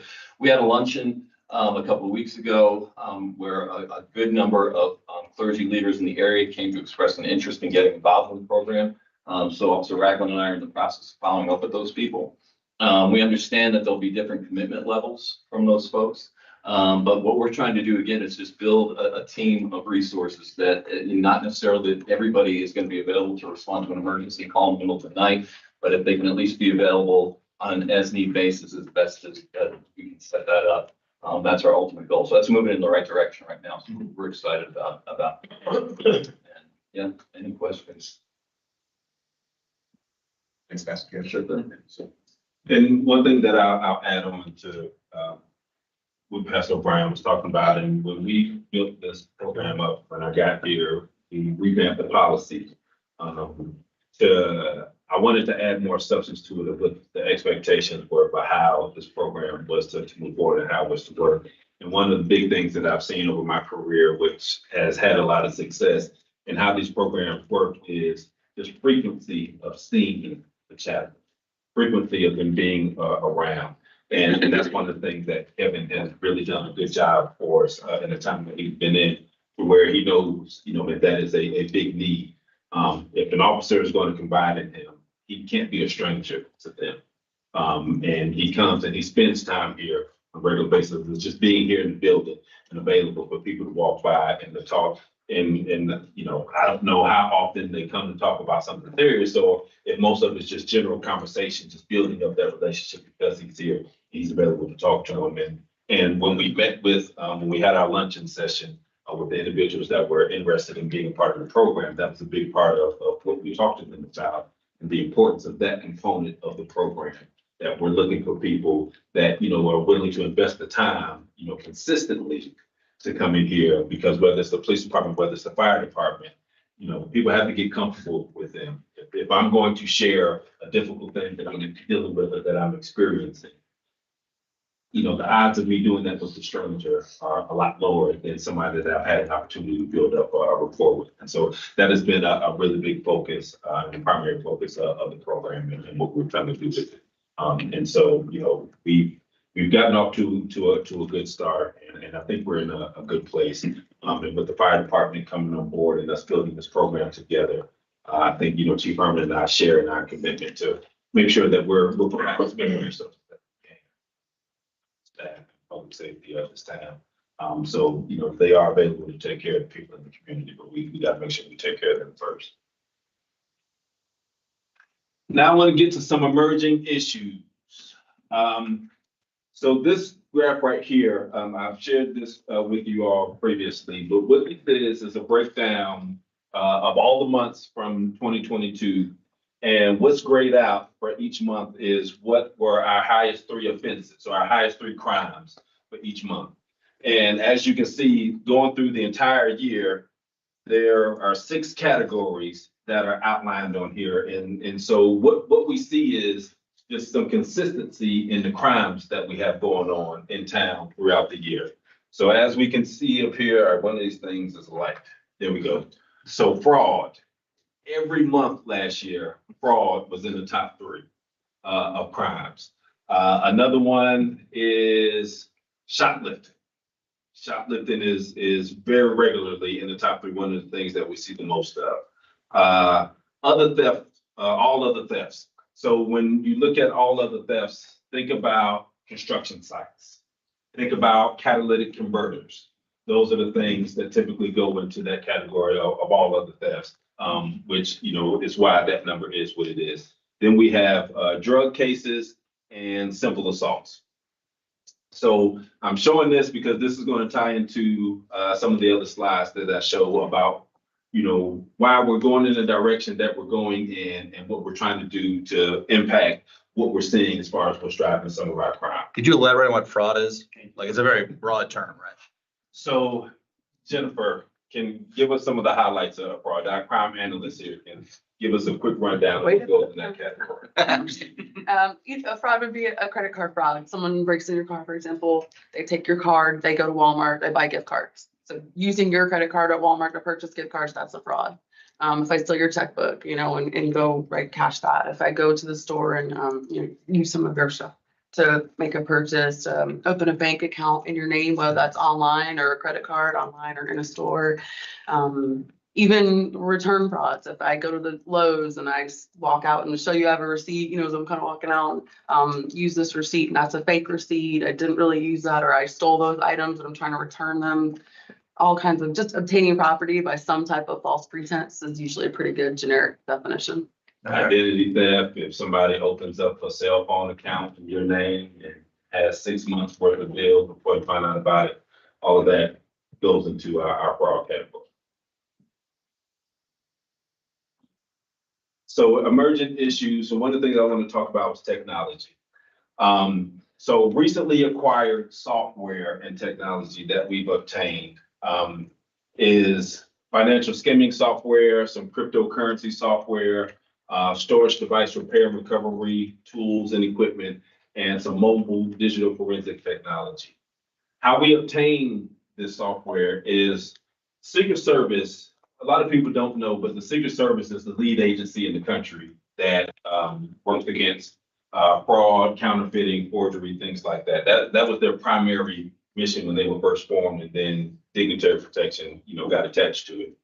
And as you saw with our numbers, that's one of the top things for us, and that's consistent across the country. And the Secret Service doesn't have enough people to work all of these cases. So they developed a program where you can nominate officers to go to their training, and they pay for all of it. The training is down in Alabama, and they pay for the officers' flight down there, their lodging. They pay for everything. The training is free. And if you pass the test and you pass the training, then they give you this equipment for free. So this is, it's almost, you know, tens of thousands of dollars worth of software and equipment that we've obtained because we got 2 of our officers were nominated and accepted into this program, and they've gone through the training and they're able to bring this back in. So, you know, when we look at our fraud cases and how much of a problem that is for us, this has given us some of the technology that we can do a better job of trying to combat those issues and identify more of these suspects, because this software, you know, allows us to do that a little bit better. Actually, a lot better, because we didn't have any of this stuff before. And so, you know, so we newly acquired this, and so, you know, we're really starting to get into it now to see what all this software can do. And one thing that we're hoping to really learn from this is, in some of these areas where we didn't have this technology, and some of it we may not know of how big of a problem we actually had here in town with some of these, you know, some of these crimes that's going on. And so this software and technology will give us the ability to identify more of these things and hopefully try to, you know, identify the people that's doing it. One of the challenges when you deal with frauds, a lot of it is done by people in other places, especially when we talk about, you know, internet crimes and things. But when you're working with skimming, you know, that's really a local issue, a local problem. Somebody has to come put a device on somewhere. And so, you know, that would help us better investigate some of those crimes. So, you know, good job with our staff. You know, the nominations that, you know, the captain submitted for them, and they've gone to the training, they passed it for us to get this technology to really enhance what we're doing. One of the things that we are hoping to add to our system is an upgraded camera system. And this upgraded camera system is the license plate recognition cameras that are out there. One thing that we've seen, and so when you go back and you look at the crimes and what we've been seeing, shoplifting, larceny for motor vehicles, you know, other thefts where we're talking about catalytic converters, we're talking about Talking about construction site thefts. Most of these crimes have a vehicle nexus to them. The majority of the crimes where we develop suspects or we find out something has been stolen out of somebody's car, they steal their credit card or what have you, and that credit card has been used, it normally takes us out of Apex to somebody else's jurisdiction. And so these people aren't walking here and doing stuff and they're walking out with these things. They're driving vehicles into our town to commit these crimes, then they're driving out. Classic example, the incident, the hate crime incident, what they put up on the building. We saw that a vehicle came in, but we could not identify that vehicle. But somebody drove in here to do that, and then they drove out of here. And so in adding this technology and being able to deploy it in different areas and hotspot areas where we see crime uptaking and things like that will help us better be able to catch these individuals, identify the vehicles that are coming in here and investigate these people to ultimately put them in jail for the crimes we did in our areas. And I've talked to some of the other chiefs that have already deployed this technology. Raleigh has this system. Garner has the system, and the benefit of the system is the more people that come on board with it, the systems tie in and they talk to one another. And so if Raleigh has, a homicide or a stolen vehicle or anything like that, if that vehicle travels in here to Apex and it hits one of our cameras, our officers are going to be alerted immediately that this vehicle is here and it's in our town and what it was just involved in to once again help us really, combat the different things that's going on. Because from what we're seeing with our crime here, so much of it is tied to vehicles and egress, ingress, in and out of the town, that we think that this is absolutely the force multiplier that we need, because we see the consistency of what we're dealing with, and it's not going to change. That's what people are doing, and that's what they're coming here to do. And this is what we need to help combat that as we continue to grow. So question for you. Yes, ma'am. With this camera system, are we talking putting them on like light poles around town? Are we talking about upgrading our fleet vehicles? What? So no, we're not talking about putting them on light poles. There are specific places that you can put them in, that you can deploy them. And so what we're looking at with it and what we would look to do is to have some fixed in the best places when we look at, okay, where we're seeing, most of the problems and the issues, and having some fixed installed. And we're also looking to get some mobile ones that we can move around as we see different pockets of crimes being committed in different areas.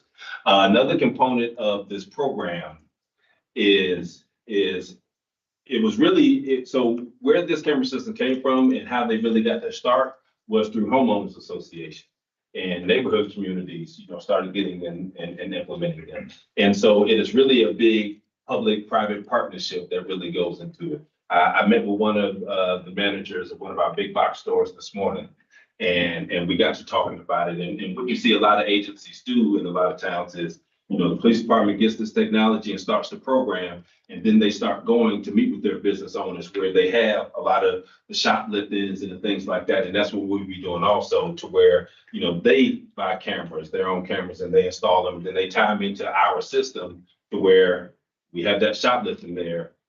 Person is captured on the camera, we immediately have that information and we can go track these individuals down and we can bring charges against them. And so that's a big part of how this program works is, once you get it, then you have to build it. And it's not just the town's responsibility to build it. The places that have the bulk of these problems and the challenges, you build up those partnerships to where they help them with this technology. And that's what we'll be looking to do. And then when I had that conversation this morning, I got overwhelmed, like, oh yes, we would absolutely love to be a part of that, because they're taking a loss. The people that come in there. So, a lot of the places want to help us catch these individuals.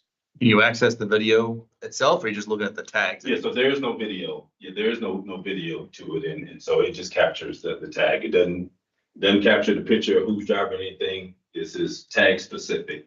And it just captures the tag for us to be able to go in and research the tag and we can track where it goes. Yeah. So do you get like live alerts, like this car is right now, it's out over at Target, come on over, like one of those things, or is it more?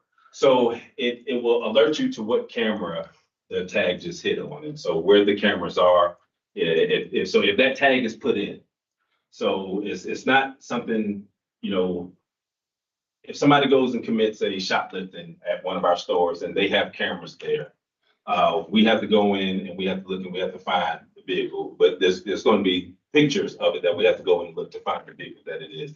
Once we find that, then we can add that tag number from that vehicle and vehicle description into the system. So at that moment, if it hits one of our other cameras, it's going to alert us. Or if it goes to Raleigh and it hits one of Raleigh's cameras, it's going to alert Raleigh that this vehicle is tied to a shoplifting or whatever the crime is in Apex, and the same thing in Garner.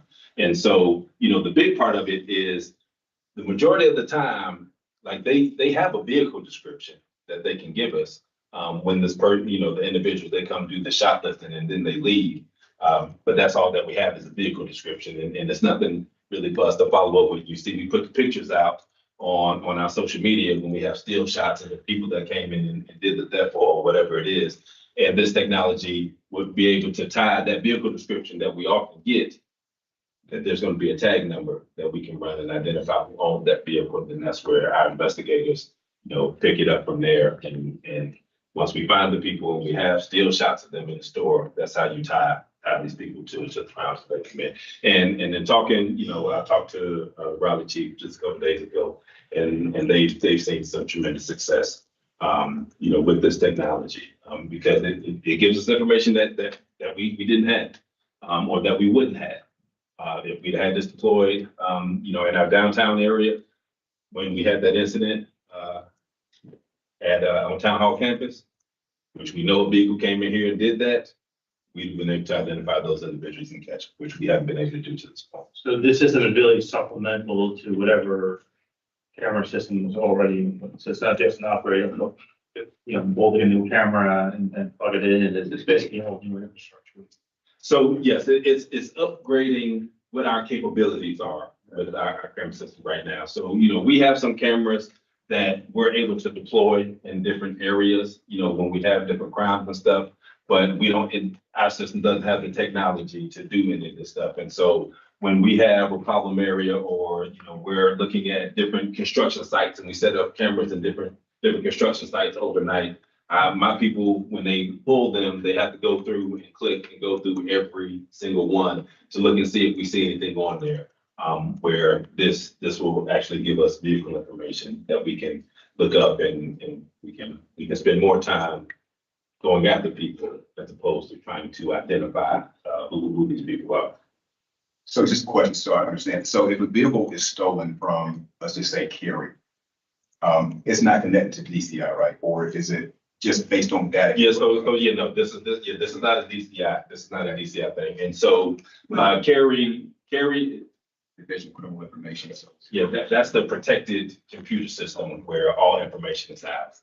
So from my understanding, Cary is looking at this technology also. So I would imagine that they would be coming on board with it soon. And so now if they get it, then if they have a vehicle and they put it in there, then it would hit if we had the technology. So all of the agencies that get onto the system, everybody can see, you know, the other stuff in the system if somebody is looking for a vehicle tied to a crime. Okay. But just being tapped in the DCI, no, it wouldn't now. But if Cary gets the system, then it would be in both. You know, you're going to enter the stolen vehicle in DCI, and they can put it into the camera system, and then it would alert us to that. And so we're saying the system, is it just one specific vendor that we're talking about? So everybody in the same vendor? That would be ideal. Raleigh and Garner has the same vendors. And so with most of these companies, and what has been standard is there's normally one company that is the gold standard in the technology that they have developed or their program or whatever it may be. And you normally see, you know, a lot of entities get on board with that because, you know, they have the most robust or they have, you know, more entities that's using their product. And so they're more tested and you know, they hold up to, you know, they're just considered more valid, if you will. And so there is one company, one system that is being looked at in North Carolina as a whole of what agencies are looking at, because if we all get on the same system, then that makes it easier for us to communicate and for us to work together. Because we know so much is just jumping lines and people, move from one place to another. Normally when we have some of the individuals come in and go through a neighborhood where they're checking unlocked vehicles, when we go and we look at that stuff, they normally have been to Apex that night, they normally have been to Cary that night, they normally have been to Holly Springs that night, like they normally move around like that. And that's why, if we're building it out, we would communicate and we would all try to get the same system, because that makes all of our lives a little bit easier. We're able to help and assist each other with it. Is there a role for the county or the sheriff's office? If everybody's kind of going after the same thing here, county-wide, right? As all municipalities are looking at this independently. Is there an opportunity to kind of elevate the conversation, say, hey, let's do this at the county level, so we're all on board in the same system, maybe get some economies of scale out of it, is that something that is worth exploring? We can explore it. I can just give you my experience since I've been here, and there's not much that elevates up to the county level where it becomes a countywide initiative. And with this, we're not looking to, have this big, get 100 cameras deployed. It's a small number of cameras that we're looking to start with. And really for us, where I really see, this having a big impact for us is really what our business partnerships look like, and how we're able to get them to buy into the program and what we're able to do with it, and for them to, come on board and get these cameras and get this technology so it can help us, combat some of the crimes that we're seeing, there. So the business would get their own camera Correct. and they'd pay their own subscription for or whatever. Yeah, And then they would somehow tie in with us as the one system. Exactly, and it would tie into our system where we have access to this investigated. Same for HOAs, an HOA could get a camera. Exactly, Yeah. exactly. Yeah, it works the same for everybody. Yes, sir.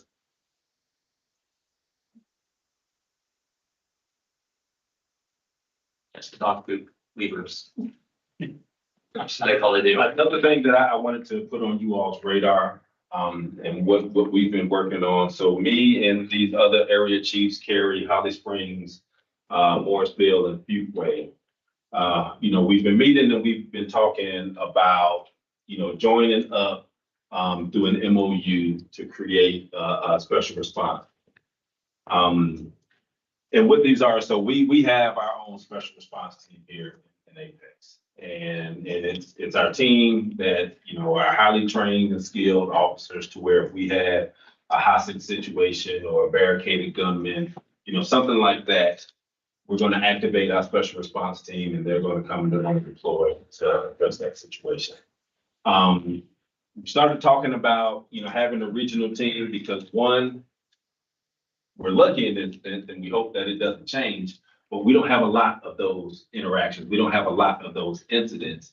And so, our team does not get a lot of real world experience and exposure in dealing with these situations. They train for it all the time, but they don't get a lot of real life experience. And what our experience has been, and most of us, is training is one thing, real life is another. And so that really is what started this conversation, was us all looking at it and say our teams don't get enough, enough exposure. And so if we join forces, then our teams would get, more experience and more exposure in responding and dealing with these things. And by them working together, if we had a big incident, that would be seamless for us to be able to handle that, because everybody's already training together. So everybody's working together, they're all doing the same thing. And so all of these conversations started before Cary had their incident last month with the hostage situation with the child, and then ultimately with the gentleman that unfortunately committed suicide. And after that incident happened, that just really reinvigorated our discussions and our talks, because there were a whole bunch of teams that went out there for that response and working through that. Because when you're doing that and you have something that lasts a long period of time, none of us have enough staff trained on these teams that can sustain a long-term event. Those officers wear out, being in place waiting for something to happen. And so you've got to put somebody fresh in there. And so I went to the debrief that Cary had about that incident, where, everybody was there, all of these agencies, I believe, have a representative there. And just really talking through what that response looked like and the importance for us to do something like this, because it's us providing the best resource for our communities and us knowing that if we had an incident here in Apex and I press that button and everybody is coming, and I already know that all of my folks and all of the Cary folks and all of these folks on the screen, they're already trained together and they already work all the stuff together. And so that's going to give us the best product out there in the field if we need to use it. So I just wanted to update you all on this. You know, we're still talking and, you know, I know legal has reviewed the MOU, and so our legal and some of the other legal folks have been talking through it and stuff. And so this is something that, you know, we're talking through and still trying to see if we can get this worked out. But I think it would be highly beneficial for us. And what I've learned is this has been in talks, you know, for years of trying to do something like this to where we can really, you know, enhance our response for those critical incidents that, you know, we see happen all over the country, and you just never know when it's going to be your turn. And we just want to be ready if it's our turn, or, you know, if any of these cities turn, where we can be that resource and that. See, I just have one question about that. So ultimately, who would be I know you're still trying to work with, who would be in charge of this whole thing? That's always the magical question, who's in charge? So the way it's set up in design, and it was done that specifically, is where the incident is, that's who's in charge. And when I was in St. Louis County, we had the exact same setup with our response. And so the incident is in Holly Springs, and I'm sending our folks to Holly Springs. Chief LaCory is in charge, and it's his decision on what happens and what goes on down there. And the same would be for us. And so that's exactly how we worded it out in the MOU, because we know that's always the challenge in that space is who's in charge. And so, you know, all 5 of us have the same equal level playing field, same equal stake in it. And wherever the incident is, that is the person that's in charge.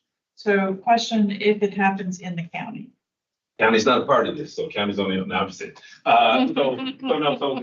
So Wake County has their own team. And same as Raleigh has their own team. So this is specific to these cities right here.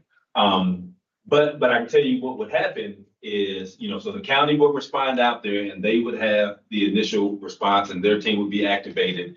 And if they needed assistance, if they needed additional resources, then this group would be coming in to assist them. But it would be their scene. They would be in charge, and we would just be there as a support to supplement, you know, what they needed.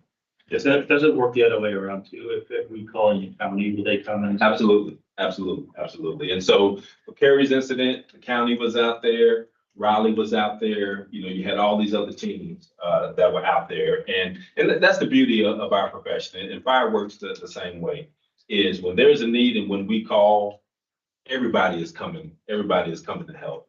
And so since we are all connected and right next door to one another, we felt if our folks trained together, that would be the best resource in this area, to where if we had an incident, you know, it's a seamless transition, you know, for the folks that we have out there. And we can withstand a sustained scene or a sustained incident. You very well could have something that is beyond the capacity of these 5 towns right here, where we're calling Raleigh, we're calling Wake County, because those larger agencies, they have more resources than we do. The county has robot. They have bomb dogs, they have armored vehicles and all that other stuff, where I don't think any of us, we don't have any of that stuff. And so, you know, it still would be a request for some of those resources. If it's deemed that, okay, we need this resource here on this thing. And they've always been a willing partner to do that. We've had to call out their robot vaccines and different things like that. And so, you know, it's just maintaining all those relationships. But just for these 5 jurisdictions, these 5 towns up on the board, just really us having just a local thing where our folks train together and any of them can be plugged in at any time for this. And it's a seamless transition.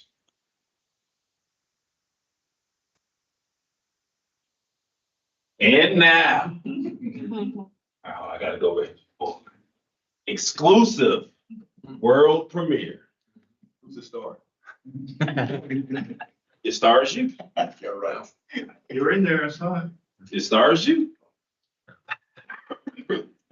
Now there is an entity in here that it wasn't supposed to star. You know, my good friend sitting over here to my left, and so I told him he owed me some money for this cameo that they made. What we are about to show is our brand new, hot off the press, Apex Police Department recruitment video.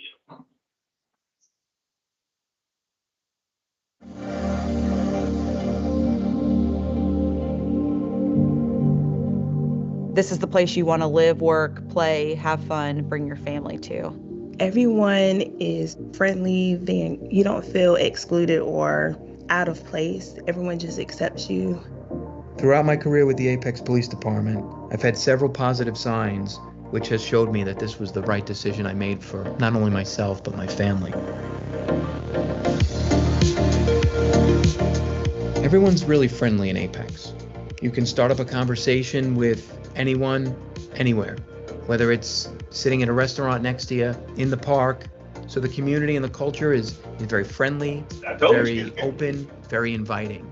I remember multiple times on patrol where I'd go into a store to buy lunch and somebody would jump in front of me and say, "Officer, I got that." It's very people friendly. You're in the community a lot.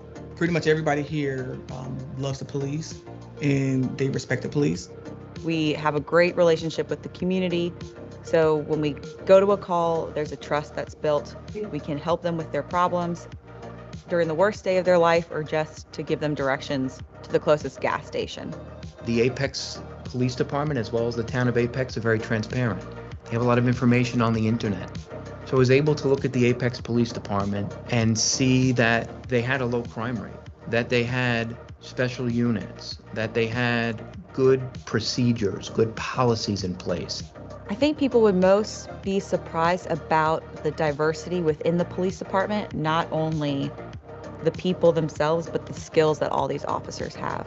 Different race, different ages, people from all different experiences, college experience, people with no college experience, people from literally all different forms of life here. I think one of the great things in the Apex Police Department is the family that we are. You have sergeants, lieutenants, captains, but they all will help you at any point. And although there's a structured chain of command, I can go up to any of them and talk to them like we've known each other forever. So I wanted to have a career in law enforcement, so I applied to Apex. The Apex Police Department culture is family. It's protecting the community, but also working as a team. Just because you're an officer or you're a telecommunicator, you're still important. The Apex Police Department headquarters is located in the heart of downtown Apex. Apex downtown still looks like that very small time, old school downtown, which is great. But then as you spread out, the town has also welcomed modern amenities. So you kind of get the best of both worlds. It's just a beautiful place, the atmosphere that they have, the way that the police department interacts with its community to make sure that everyone feels safe and protected. It's just a beautiful place to be in Apex. That's that cameo.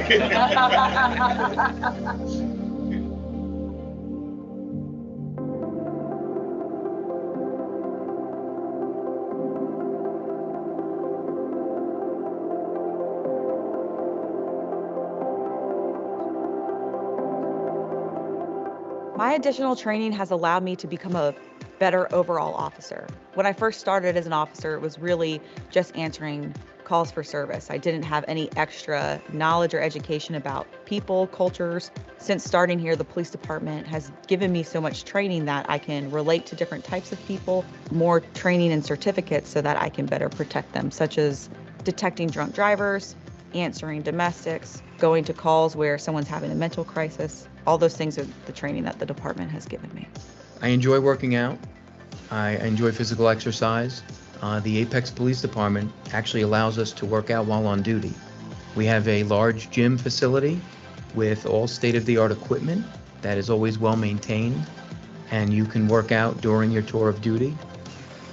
That's something that's I would say is very good about Apex is once you get in and once you got your field training, just about any training that you put into that is geared towards your career that can help you advance in any aspect of your career, you're able to put in forward and do. There's plenty of growth opportunities apart from patrol with the Apex Police Department, which include community policing, K-9, Special Response Team, Criminal Investigations, Traffic Enforcement, School Resource Unit, Crisis Negotiations Team, and the Directed Patrol Unit. The culture at the Apex Police Department is welcoming. The culture here is also like we're a family.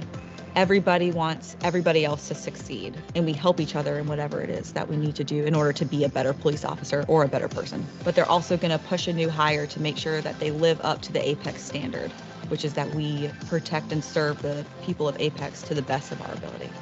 I remember multiple times I've had people stop me on the street and say, "Hey, officer, thank you for your service." And here I am being in law enforcement over 20 years. To have somebody thank me for my job after all that, it is a wonderful feeling. With Apex being the first police department I worked for, the experience has been awesome. We're one of the top agencies when it comes to benefits, when it comes to pay. So you really can come into the Apex Police Department and have a long-term goal in mind. And as long as you work hard and be a good person, you should be able to accomplish that. Since Apex is one of the best places to live, it does make me want to be a better police officer and be more vigilant and protective. We've created such a great reputation that is true about Apex, and I want to make sure that I personally contribute to that reputation. You know, I want people to look back on their time here and feel as though not only did they give everything that they had to give, but the agency, the department, the community, the town also poured just as much into them as they were pouring into their work here.